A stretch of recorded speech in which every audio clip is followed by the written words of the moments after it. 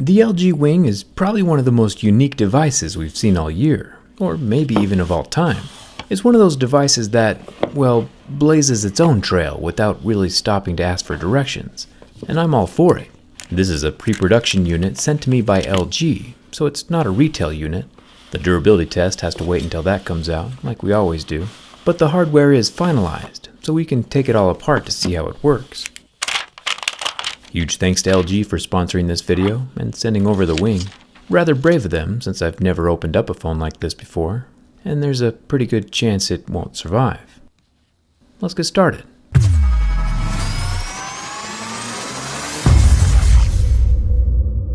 The LG Wing has about the same size, shape, thickness, and weight as my Note 10 Plus inside of its case, but the LG Wing can do this, which is something I never thought a phone would need to do. Instead of folding, this guy swivels. It'll be super interesting to see how that works from the inside. The phone splits in half, swiveling up into a T shape so the screen is horizontal, while revealing a secondary square screen down below. The swinging motion feels solid and really easy to initiate, and something catches the screen at the top of the swivel to gently ease it into place. We're going to find out how the hinge works once we get inside. LG has installed a high lubricity polyacetal, which is a lubricated plastic of sorts that surrounds the front panel and protects the screen. It's a softer, smoother plastic, raised up to form a slight cavern inside, so foreign materials won't be rubbing up on the screen when it's closed or opening. This is important because pocket sand is a real danger to glass displays. When the phone is opened up in its winged state, there is more real estate for activities and multitasking. Like with YouTube, it displays the video up top and the video controls down below. Or when we're in the camera app, the bottom display can act as a gimbal for the camera unit, adding extra electronic stabilization to the camera. There is no physical movement of the camera hardware while you're controlling that gimbal. It's all done with software, but still pretty cool. Activating the top camera makes it pop out of the phone like a daisy, and then the Wing can film forwards and backwards at the same time. It also has the same retract and fall detection features that we've seen in other pop-up cameras. The coolest thing though, I think, is the ability to watch a video full screen while another app like texting is open at the bottom. Or even the ability to comment on a video while it's still full screen. Or maybe while you're on a road trip, the navigation can be vertical while the music is over on the side screen. There are a lot of different options. I mean, let's be honest, this probably isn't going to be the best phone to recommend to grandma. But if you're looking for the latest, craziest, and most uniquely designed phone on the market, this might very well just be it. Now that the Wing has been awake for 5 minutes, it's time to take it apart. So keep in mind that this is my first time seeing the LG Wing, and it is very different from any other phone we've taken apart recently. So cross your fingers for our new friend's survival. The LG Wing has passed 9 different mil standard 810G tests, one of which is the shock test, which dropped the Wing at 26 different angles from 1.2 meters, and it still survived. But that's obviously quite a bit different than being completely dismantled. I'll remove the back glass panel, since that's where I'd assume we'd find the screen and internal connectors, along with whatever magic makes up that swivel hinge. With the back glass gone, we get our first look at the wireless charging pad, and the "No Dogs Allowed" sticker, which is good. Since I'm not a canine, I'll continue. There are 9 normal Phillips head screws holding down the top plastics. And once that panel is removed, we get our first tease at how LG has assembled the Wing. We know ribbon cables can flex, from those pop-up cameras.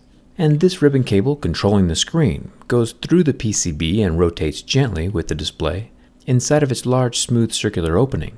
LG says they've tested this opening motion over 200,000 times, which, like if you flipped open the phone 100 times a day, would still last you about 5.5 years. So far so good. We can also get a close-up look at the pop-up front-facing camera. It's got the same stepper motor setup that we've seen other pop-up cameras use. I used to dedicate an entire video to a pop-up camera, but now we've got a whole phone splitting in half. Technology's pretty great. I'll disconnect the battery, the bottom screen, the USB-C charging port cable, all just like little Legos. Then I'll pull out the SIM and expandable memory SD card tray. You might think that a phone like this wouldn't have any water protection, and you're kinda right. The phone isn't exactly sealed shut, but LG has coated the internal boards with a water-repellent coating. There's still no official IP rating, so keep it away from water, but it is nice to know it does have some protection. I'll lift the motherboard out from the phone after disconnecting the 32 megapixel front-facing camera.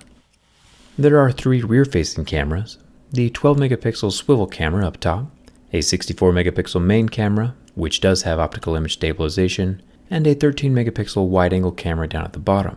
The top camera does the whole gimbal thing that I showed you earlier, with its built-in electronic stabilization. There is a small thermal pad on the back which helps transfer heat away from the processor into the frame of the phone. I'll take the battery out next, before we try to remove the wing.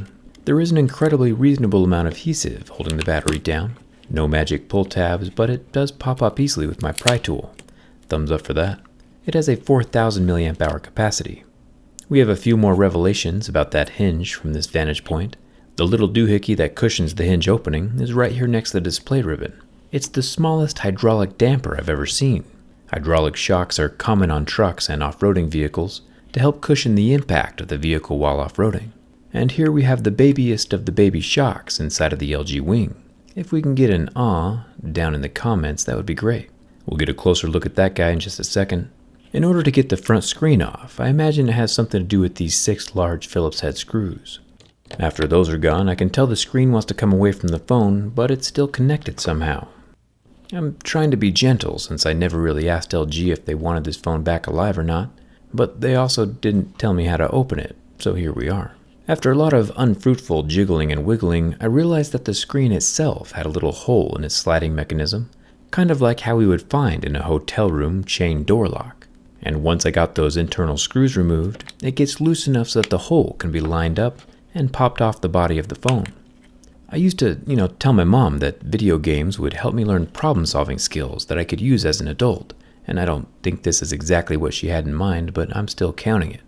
There are 9 black screws holding the hinge to the super thin top display, and once those are gone, we finally get our full, complete view of the LG Wing hinge.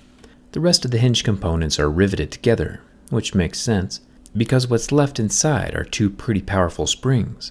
One that helps the phone open and hold it open, and the other that holds it in the closed position, both equally balanced so that the swiveling motion itself is easy. The large hole in the center is for that ribbon cable. The 2 curved sections you see on the hinge are for the double locking mechanism that keeps the screen from opening too far in either direction, and having 2 of them, both made out of metal, helps keep the screen strongly positioned parallel to the rest of the phone body. It looks like our itty-bitty hydraulic damper is held in place with 3 tiny screws of its own. I'll pop those out and pull away our tic-tac-sized little friend. It's amazing how small this thing is. The same technology that keeps the screen door from slamming shut is now inside of a cell phone. 2020 has been pretty wild. Speaking of wild, it's going to be really crazy if I can get this whole thing put back together and functioning again.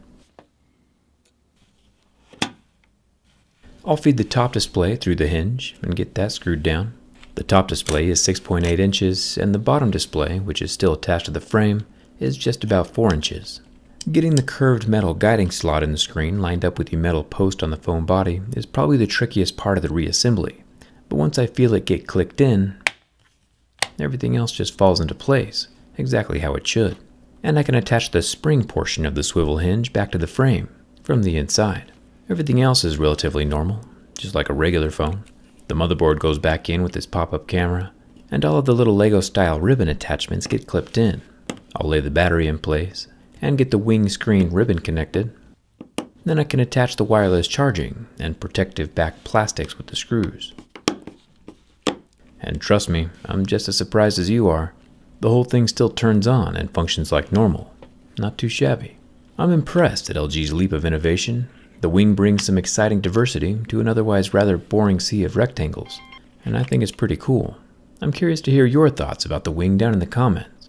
We'll do a durability test when the retail version comes out to keep things consistent.